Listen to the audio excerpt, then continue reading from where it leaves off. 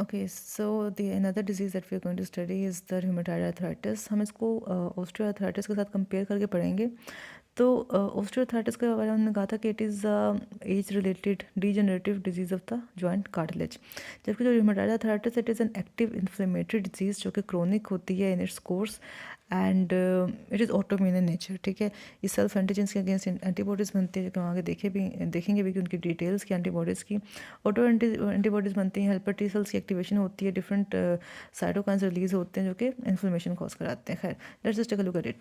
So rheumatoid arthritis is a chronic inflammatory disorder of the autoimmune origin and principally attacks the joints. इस principally attacks the joints का मतलब ये है कि joints के अलावा और भी ऑर्गन्स इन्वॉल्व होते हैं बॉडी के, लाइक स्किन है, हार्ट्स हैं, वेसल्स हैं और लंग्स हैं। ठीक है, जबकि ऑस्टियोआर्थराइटिस में जस्ट जॉइंट्स इन्वॉल्व होते हैं and it produces a non superlative proliferative and inflammatory synovitis. Synovial membrane की इन्फ्लेमेशन होती है जो कि नॉन सुपरेटिव और प्रोलिफरेटिव। प्रोलिफरेटिव का मतलब ये है कि जो साइनोवियल मेम्ब्रेन है, जो साइनोवियल सेल्स है, वहाँ पर उनकी प्रोलिफरेशन हो रही होगी, कॉन्ड्रोसाइट्स की प्रोलिफरेशन हो रही होगी और उसके अलावा इन्फ्लेमेटरी सेल्स की प्रोलिफरेशन हो रही होगी। अच्छा, जो रूमेटॉइड आर्थराइटिस है often progresses to cause the destruction of the articular cartilage और इन सम केसेस जो जॉइंट्स हैं उनकी एथेशन हो शुरू हो जाती है, उनकी फ्यूजन शुरू हो जाती है, जिसको हम कहते हैं ankylosis. Ankylosis is the fusion of joints. Definitely जब वहाँ पे इतना ज़्यादा डैमेज हो जाएगा तो जॉइंट्स के एट द एंड फ्यूजन शुरू हो जाएगा, हम कहेंगे एंकलोसिस। इसके अलावा एक्स्ट्रा आर्टिकुलर या जॉइंट्स के अलावा भी लेशंस होती हैं रूमेटॉइड आर्थराइटिस में, जिसको हम स्किन में देखते हैं, हार्ट, ब्लड वेसल्स और लंग्स में। सो हम मोस्टली रूमेटॉइड आर्थराइटिस को विमेन में ऑब्जर्व करते हैं through their third to fifth decades. हम इसलिए कहते हैं कि when they are in the late stages और late age of the child bearing age. ठीक है, पैथोजेनेसिस मोस्ट इंपॉर्टेंट यही होता है हर एक पैथोलॉजी के टॉपिक में। तो just like other autoimmune diseases एक जेनेटिक प्रीडिस्पोजिशन एग्जिस्ट करती है, मतलब हर एक में तो आ रहे नहीं हो रहा ना, कुछ इंडिविजुअल्स होते हैं जिनमें जेनेटिक प्रीडिस्पोजिशन। इसके अलावा कुछ इन्वायरमेंटल ट्रिगर्स हैं, कुछ इन्वायरमेंटल फैक्टर्स हैं जो कंट्रीब्यूट करते हैं to the development of progression and chronicity. अच्छा, जो पैथोलॉजिकल चेंजेस हैं they are mostly mediated by the antibodies, I should say auto antibodies, because they are against the self antigens. और inflammation होती है which is caused by cytokines, predominantly by secreted by helper T cells. CD4 positive T cells या helper T cells कुछ cytokines release करते हैं और इसके अलावा एंटीबॉडीज़ बनती हैं अगेंस्ट सेल्फ एंटीजेंस। तो एंटीबॉडीज़ और हेल्पर टी सेल्स ये दोनों इन्वॉल्व हैं in the progression of and chronicity of rheumatoid arthritis और RA।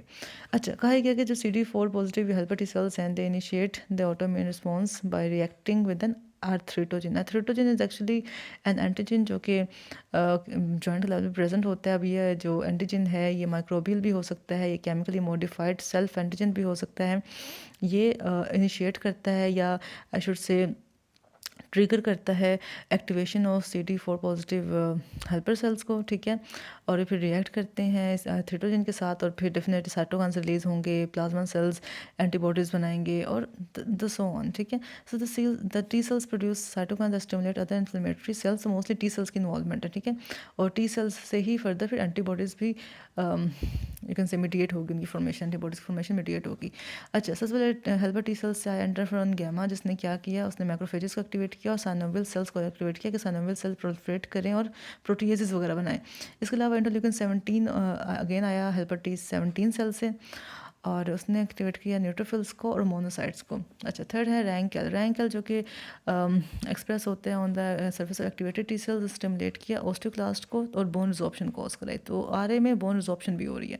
Then TNF tumour necrosis factor और IL इंटरल्यूकिन 1 जो कि आ रहे हैं from the macrophages, they stimulate the resident synovial cells to secrete proteases that destroy the hyaline cartilage, क्योंकि जो articular cartilage होता है वो हाइलिन ही होता है। अच्छा, हमने कहा कि इन सब में TNF ट्यूमर नेक्रोसिस फैक्टर जो कि मैक्रोफेजेस से आता है सबसे ज़्यादा इंपॉर्टेंट है और मोस्टली इसी के अगेंस्ट अगर हम TNF एंटागनिस्ट दें तो RA की पैथोजेनेसिस में उसको स्लो करते हैं या उसमें हेल्प करते हैं। ठीक है, उसको कम करते हैं, बेसिकली हेल्प करना मतलब उसको कम कर रहे हैं। ठीक है, साइनोवियम जो है RA का, जो रूमेटॉइड आर्थराइटिस में जो साइनोवियम है या जो साइनोवियल मेम्ब्रेन है जॉइंट्स की, it contains germinal centres. Germinal centres वो होते हैं जहाँ पर ना सेकेंडरी फॉलिकल्स बने होते हैं। Secondary follicles or something like, वहाँ पर दरअसल प्लाज्मा सेल्स एक्यूमुलेट किए हुए होते हैं या मैक्रोफेजेस एक्यूमुलेट किए होते हैं उन सेंटर्स में, उन्होंने अपने सेंटर बना लिए होते हैं और वहाँ पर बैठ के ना वो एंटीबॉडीज़ बनाते रहते हैं ताकि ये डिजीज़ प्रोग्रेस करती रहे, उसकी क्रोनिसिटी मेंटेन रहे। ठीक है, सो synovium of RA contains terminal centers with secondary follicles and abundant plasma cells that produce antibodies, with some of which may be against the self antigens और mostly self antigens के against ही होती हैं। अच्छा, कहा गया कि जो एंटीबॉडीज़ होती हैं किसी ख़ास तरह की प्रोटीन के अगेंस्ट होती है, इसको हम कहते हैं सिट्रुलिनेटेड पेप्टाइड। सिट्रुलिनेटेड पेप्टाइड जहाँ पर भी होंगे वहाँ ये एंटीबॉडीज़ एक्ट करना शुरू कर देंगे, चाहे वो सिट्रुलिनेटेड पेप्टाइड्स टाइप 2 कोलेजन में हो, चाहे वो अल्फा एनोलेज में हो, चाहे वो विमेंटिन में हो, चाहे वो फिब्रिनोजेन में हो। जहाँ जहाँ सिट्रुलिनेटेड पेप्टाइड प्रेजेंट होगी वहाँ वहाँ पे एंटीबॉडी एक्ट करना शुरू कर देंगे। अब डेफिनेटली ये हमारे बॉडी में भी डिफरेंट रीजन में प्रेजेंट है, लंग्स में, वेसल्स में, हार्ट में, तो वहाँ वहाँ एंटीबॉडीज़ एक्ट करके उन जगह पे इन्फ्लेमेशन कॉज कराएंगे, ठीक है। अच्छा, सिट्रुलेटेड पेप्टाइड्स बनते तब हैं जब arginine residues are post translationally converted into citrulline, ठीक है।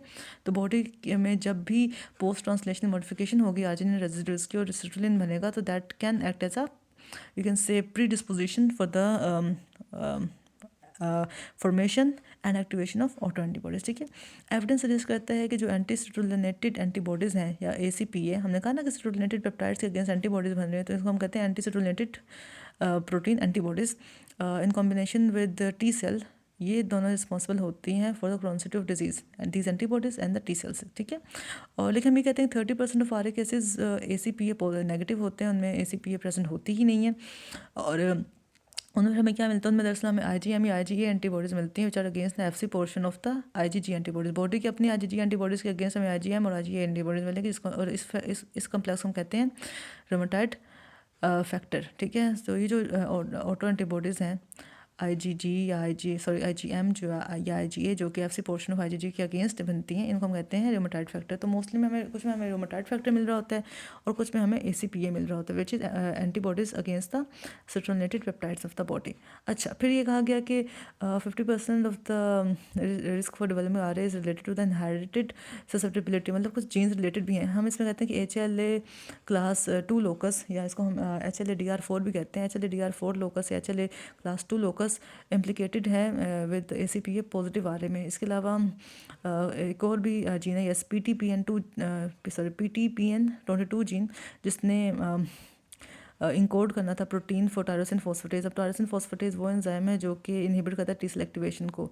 तो अगर ये PTPN22 जीन में म्यूटेशन हो जाए या एक्टिवेट हो जाए तो टायरोसिन फॉस्फेटेज नहीं बनेगा और टी सेल की एक्टिवेशन होती रहेगी, तो दैट इज़ ऑल्सो इम्प्लिकेटेड। तो HLA-DR4 या फिर HLA क्लास 2 अलील्स इम्प्लिकेटेड है in the causation of this RA। अच्छा, इस अलावा कहा गया जो कुछ इन्वायरमेंटल फैक्टर्स भी मीडिएट करते हैं इसको। तो आपके ख्याल में कौन से इन्वायरमेंटल फैक्टर्स होंगे जो RA कॉज करा सकते हैं? Any environmental factor which results in the formation of citrullinated peptides in the body. Definitely जो एंटीबॉडीज़ बन रही हैं RA में वो सिट्रुलिन पेप्टाइड्स के अगेंस्ट है, तो अगर कोई किसी भी ऐसी इन्वायरमेंटल ट्रिगर की रिस्पॉन्स में सिट्रुलिनेटेड पेप्टाइड्स बनेंगी तो उसमें RA होने के चांसेस हो सकते हैं। तो ऐसे हम देखते हैं कि बॉडी में जितनी इन्फेक्शन होती हैं, लाइक फॉर एग्जाम्पल पेरियोडोंटाइटिस होता है, टीथ की इन्फेक्शन होती है, या किसी भी जगह इन्फ्लेमेशन हुई स्मोकिंग के नतीजे में, स्मोकिंग में कुछ ऐसे पेप्टाइड्स हैं या कुछ ऐसे साइटोकाइंस हैं, केमिकल्स हैं जो कि सिट्रुलिनेटेड पेप्टाइड्स बनाते हैं या सेल्फ प्रोटीन्स ऐसे बनाते हैं जिसके अगेंस्ट एंटीबॉडीज एक्ट करते हैं। तो इन्फ्लेमेशन हुई या स्मोकिंग के नतीजे में ये एक दो इन्वायरमेंटल फैक्टर्स हैं जो कि कंट्रीब्यूट कर सकते हैं to the occurrence of and chronicity of RA, ठीक है। अच्छा, फिर हमने कहा कि जो इन्फ्लेमेशन है वो मोस्टली जॉइंट्स में लोकलाइज रहती है और वहाँ पे बड़े बड़े रिक्रूट करती रहती है मैक्रोफेजेस को और ट्रिगर करती है activation and proliferation of the synovial cells. इसीलिए जो साइनोवियल सेल्स की प्रोलिफरेशन हो रही है, इसलिए RA को हम प्रोलिफरेटिव डिजीज़ कहते हैं। साइनोवियल सेल्स की प्रोलिफरेशन हो रही है, कॉन्ड्रोसाइट्स की प्रोलिफरेशन हो रही है, फाइब्रोब्लास्ट की प्रोलिफरेशन हो रही है, वहाँ पे एक सेंटर बन गई, जर्मिनल सेंटर बन गई, जहाँ पे मैक्रोफेजेस बनते जा रहे हैं और साइनोवियल सेल्स को, कॉन्ड्रोसाइट्स को, फाइब्रोब्लास्ट को एक्टिवेट कराते जा रहे हैं। तो जो प्रोडक्शन है प्रोटीलिटिक एंजाइम्स की और साइटोकाइंस की, ये कंट्रीब्यूट करती है to the destruction of the cartilage and the osteoclastic activity के नतीजे में बोन की भी डिस्ट्रक्शन हो रही होती है। तो न सिर्फ इसमें कार्टिलेज इन्वॉल्व है, कार्टिलेज बल्कि साथ ही साथ बोन भी इन्वॉल्व है। अच्छा, मॉर्फोलॉजी देख लेते हैं, very important against. So RA typically manifest as a symmetric arthritis. Symmetric मतलब कि लाइक अगर हाथों में तो दोनों हाथों का है, पाँव में तो दोनों पाँव का है, तो मतलब बायलेटरली हमें प्रेजेंट करता नजर आता है। या सिमेट्रिकली, ये कभी एक हाथ का नहीं होगा या एक पाँव का नहीं होगा, बायलेटरली होता है मोस्टली, ठीक है, सिमेट्रिक होता है।